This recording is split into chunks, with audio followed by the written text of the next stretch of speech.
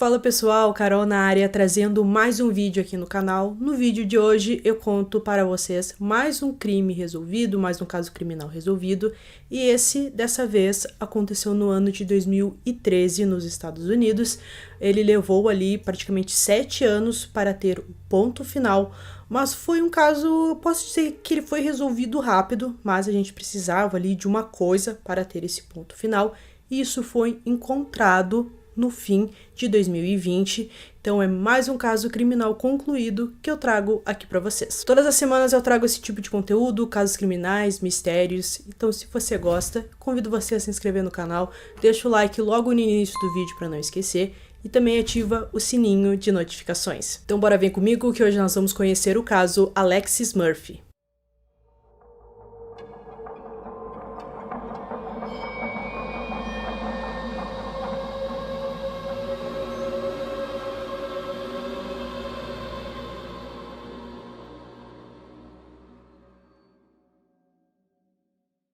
Alexis Murphy morava em Shipman, uma cidade localizada na Virgínia. Em 2013, ela estava com 17 anos e no sábado, dia 3 de agosto, pela parte da manhã, ela conversou com a sua mãe, que deu algum dinheiro para ela ir arrumar o cabelo naquele dia. Alexis estava muito feliz e perto de mais ou menos 3 horas da tarde, ela escreveu um tweet dando a entender que iria para a cidade de Lynchburg, que fica mais ou menos a uns 20 minutos de carro da cidade onde ela morava. A sua mãe, naquela noite, ela estava trabalhando nos correios locais, então ela não estava em casa, até que perto de manhã, um pouco já quando já tinha amanhecido o dia, ela recebe uma ligação dos seus pais e eles estavam muito preocupados porque a Alexis simplesmente não tinha voltado para casa. A mãe dela sabia que ela saiu naquele sábado com seu carro, mas a menina não voltou para casa, o que não era algo comum, porque ela tinha o toque de recolher, a gente pode chamar assim, que era até a meia-noite. Ela sempre voltava para casa até a meia-noite. Os seus avós moravam junto com ela e com sua mãe, então eles viram que a jovem simplesmente não voltou para casa e eles suspeitaram que algo aconteceu, porque ela não era o tipo de garota que fazia isso, de não voltar para casa e nem avisar a família. O pai da Alexis não morava com eles, mas ele recebeu a notícia de que sua filha não tinha voltado para casa. Ele ficou muito preocupado e também ficou com a sensação de que algo tinha acontecido. Então, eles avisam a polícia que a jovem simplesmente não voltou para casa. A polícia passa as informações para a população. Todo mundo ficou sabendo do desaparecimento dela e ela tinha muitos seguidores e amigos nas redes sociais. E isso foi muito importante porque a notícia se espalhou muito rapidamente e muitas pessoas ajudaram a encontrar alguma pista e ajudaram em suas buscas junto com a polícia para ver se eles encontravam alguma coisa. Quase toda a cidade se mobilizou para ajudar nas buscas pela jovem. A polícia estadual e também o FBI foram chamados para ajudar nesse caso. 3 dias após o seu desaparecimento, a polícia faz uma descoberta muito chocante. O carro que Alexis dirigia naquela noite, que era o carro do seu pai, foi encontrado em um estacionamento de um shopping na cidade de Charlottesville, a mais ou menos 1 hora de distância de Lynchburg, teoricamente o último local que ela esteve antes de desaparecer. A polícia inicia as investigações para ver se encontra alguma pista no carro, só que eles não encontraram muita coisa. Eles verificaram também o porta-malas para ver se tinha alguma coisa, mas infelizmente não encontraram nada naquele momento. As câmeras de segurança do shopping e também das ruas, eles mostraram o momento em que o carro é deixado no local. O carro foi colocado por ali mais ou menos às 10h30 da noite, um dia após o seu desaparecimento, mas mesmo com essa imagem, a polícia não conseguia ver quem dirigiu o carro, quem deixou o carro ali, porque estava de noite, a imagem estava muito escura e pouco visível, então a polícia entrou ali em um beco sem saída e não conseguia saber o que aconteceu com a Alexis. Continuando na investigação, a polícia acreditou que durante o dia que ela desapareceu, provavelmente ela teria ido até um posto de gasolina na cidade de Lovedstone. Esse posto é conhecido por vários adolescentes se reunirem nos finais de semana, então a polícia concluiu que talvez ela tivesse ido até lá porque era um lugar muito perto e um ponto de encontro dos jovens locais. Os investigadores estavam muito certos e Alexis é vista pelas câmeras de segurança do posto comprando gasolina um pouco antes de desaparecer. Quando a polícia vê essas imagens, nada parecia normal, apenas ela entrando na loja do posto de gasolina e fazendo o pagamento. Mas os investigadores, eles prestaram atenção num detalhe muito importante. Um homem aparece nas imagens segurando a porta para ela entrar e ela não fala com esse homem e apenas entra normalmente dentro da loja. A polícia repara que o homem que aparece nesse vídeo, ele tem uma grande tatuagem no pescoço e nas imagens a polícia também consegue identificar o carro desse homem com tatuagem. Quando a polícia mostra essas imagens da Alexis dentro do posto de gasolina da loja de conveniência, os familiares logo percebem que tem algo errado, porque, segundo a família, ela não parecia estar bem, eles conheciam ela muito e ela estava com uma fisionomia de muito preocupada, um olhar de pavor, o que os policiais, os detetives não viram naquele momento e acharam que era normal, mas não era tão normal assim. O FBI consegue localizar o sinal do celular da Alexis, que assustadoramente estava muito próximo do posto de gasolina. Ao chegarem até o local, eles se deparam com uma propriedade abandonada, com uma casa velha perto da Rota 29, localizada próximo a uma rodovia principal da cidade. Lá eles encontraram um carro idêntico visto no posto de gasolina que pertencia a um homem com uma tatuagem no pescoço. Quando a polícia chegou no local, eles se depararam com um homem que falou com os policiais e era visível que ele tinha uma tatuagem no pescoço muito grande do Patolino. Então a polícia prestou atenção e começou a acreditar que esse homem poderia ter algum envolvimento no desaparecimento da Alexis. O homem se identificou como Randy Taylor, de 48 anos, e ele convida os policiais para entrarem no seu trailer que estava muito próximo ali ao seu carro. Logo que os policiais entram, uma coisa chama a atenção, algo brilhante no chão, que parecia ser algum piercing, alguma coisa, um brinco talvez, e no momento do desaparecimento da Alexis, ela tinha o piercing que estava localizado acima do seu lábio, então poderia ser o piercing dela. A polícia também encontrou um pedaço de unha no chão e um fio de cabelo longo e escuro em cima do travesseiro do Randy. A polícia precisava de mais evidências para ligá-lo ao caso, então eles deixaram a propriedade e levaram todas essas evidências que eles encontraram até um laboratório para fazer os devidos exames. A polícia olha novamente as imagens da câmera de segurança do posto, só que eles pegam um ângulo diferente e nesse ângulo dá para ver o carro idêntico ao do Randy, que a polícia conclui que era ele, partindo em direção ao seu trailer e logo atrás aparece um carro idêntico ao da Alexis, que parecia que estava seguindo o carro do Randy e indo na mesma direção.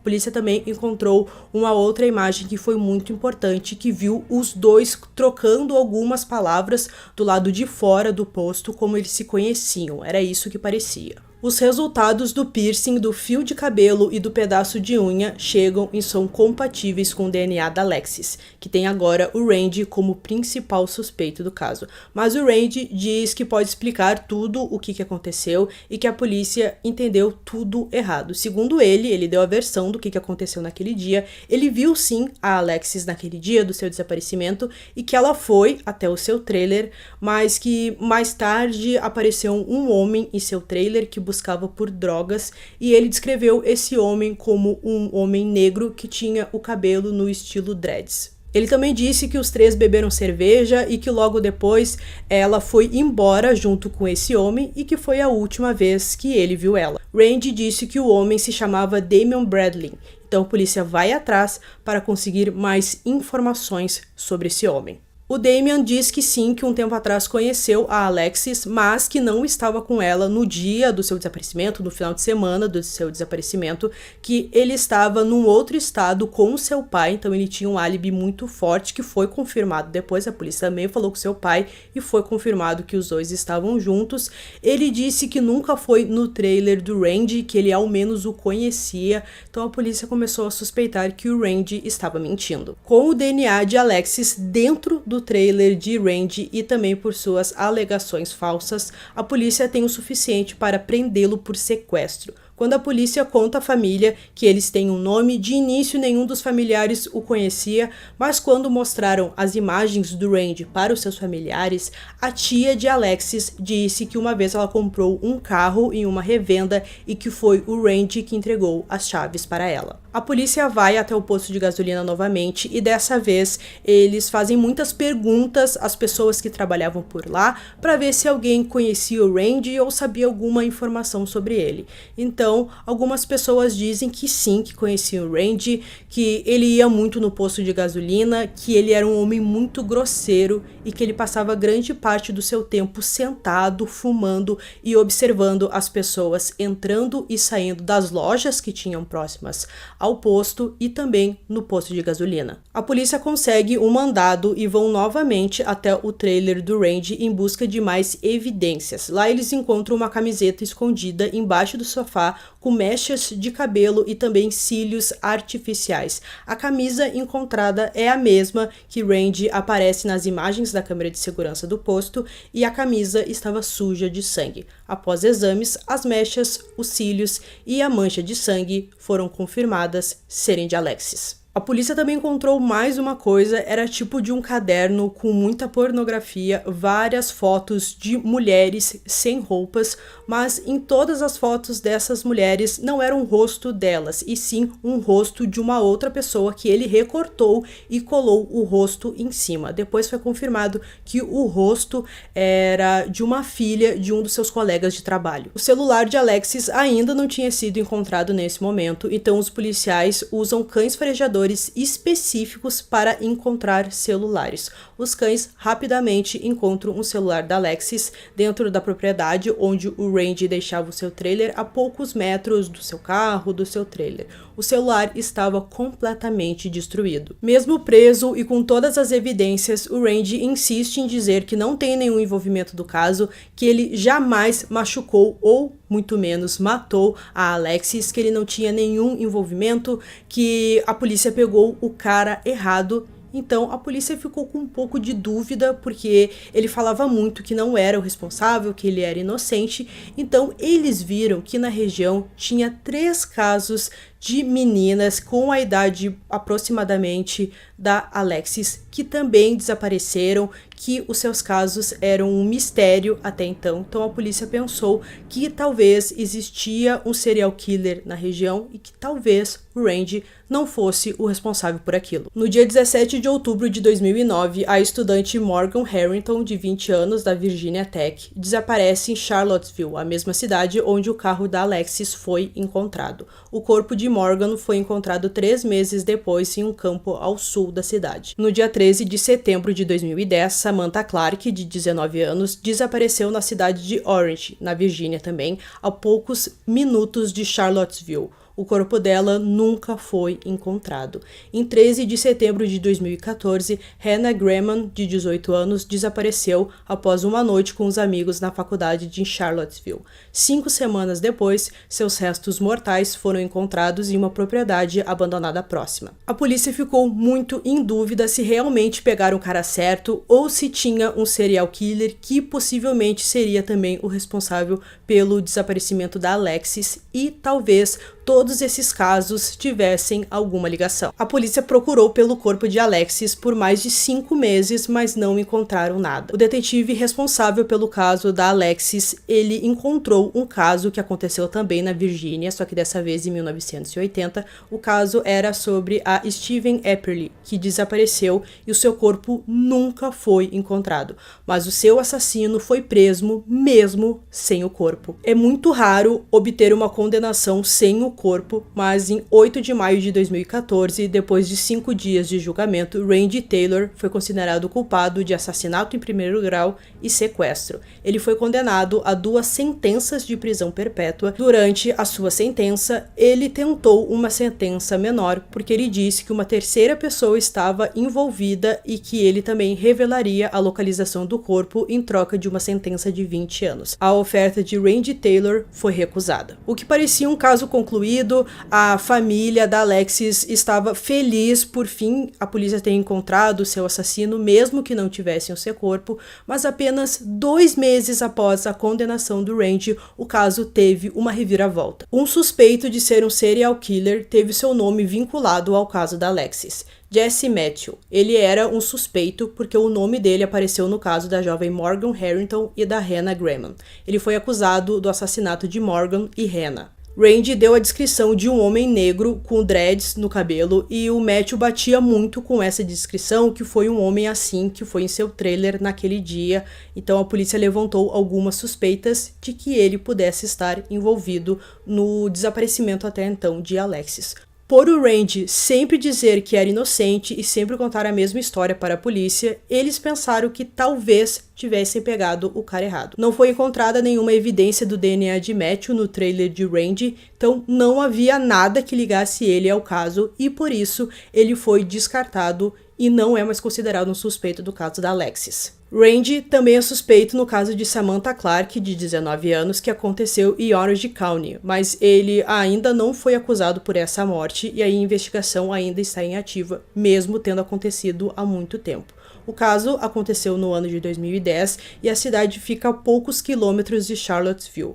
O corpo dela nunca foi encontrado e o Randy conheceu a Samantha porque eles moravam em trailers muito próximos na mesma região e os dois conversaram pelo celular pouco antes dela desaparecer. No dia 3 de dezembro de 2020, a polícia de Virgínia divulgou que restos mortais foram encontrados em uma propriedade privada ao longo da Rota 29, a apenas 8 quilômetros de onde Alexis foi vista pela última vez. Mais tarde, foi confirmado como sendo os restos mortais de Alexis Murphy. A polícia não divulgou mais informações. Então, gente, concluindo esse caso aqui para vocês, que, como eu falei, teve o julgamento dele, foi até muito rápido, 1 ano depois ele já estava com sua condenação atrás das grades, mas o corpo da Alexis só foi encontrado, os seus restos mortais só foram encontrados em 2020.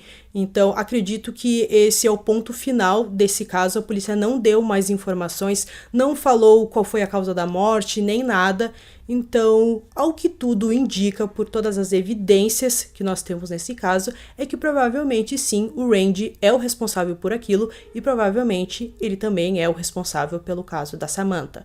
A família da Alexis acredita que ele cometeu outros tipos de crimes parecidos com o que ele cometeu com o caso da Alexis e que provavelmente ele cometeria mais se não fosse preso. A família dela acredita fielmente que ele sim é o responsável pela morte da Alexis, até porque a gente tem muita evidência que liga ele, como ele explicaria, encontraram mechas, unha, até o piercing dela dentro do seu trailer, então não faz muito sentido ser outra pessoa, mesmo que aquele serial killer tenha aparecido e que os policiais até ficaram em dúvida se pegaram ou não o cara certo. Quem tiver de dica um caso diferente, não muito falado aqui no YouTube, que queira que eu comente, deixa aqui nos comentários que em breve eu faço um vídeo aqui pra vocês. Então eu espero que vocês tenham gostado desse vídeo. Esse foi mais um vídeo aqui no canal. Durmam bem e até o próximo.